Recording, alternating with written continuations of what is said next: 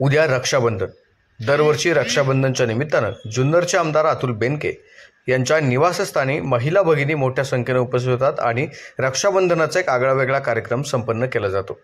यंदाच्या वर्षी हा कार्यक्रम बेनके फार्म हाऊस 14 नंबर या ठिकाणी संपन्न करण्यात आला.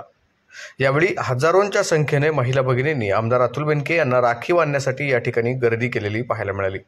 दोन्ही हात वरती करून आमदार अतुल बेनके उभे ठाकले होते. माता भगिनी त्यांना येऊन राखी बांधत होत्या. भगिनींची संख्या यंदाच्या वर्षी लक्षणीय होती. हजारोंच्या संख्येने माता भगिनी या रक्षाबंधनाच्या निमित्तानं या ठिकाणी उपस्थित असलेल्या पाहायला मिळाल्या. बेनके कुटुंबाची ही रक्षाबंधनाची अनेक वर्षांची परंपरा यंदाही अविरत सुरू आहे. आज राज्याचे उपमुख्यमंत्री अजित पवार हे जुन्नर तालुक्यातील दौऱ्यावर होते. त्यांचा तो दौरा आटपल्यानंतर आमदार अतुल बेनके यांचा रक्षाबंधनाचा कार्यक्रम 14 नंबर या ठिकाणी सुरू झाला. यावेळी आपण पाहतोय हजारोंच्या संख्येने महिला भगिनी या रक्षाबंधनाच्या निमित्तानं उपस्थित होत्या. आलेल्या प्रत्येक महिलेला भेटवस्तू तसेच अल्पोपहाराची व्यवस्था देखील करण्यात आली होती. महिलांची संख्या यंदाच्या वर्षी लक्षणीय होती. अनेक कार्यकर्ते महिलांची गर्दी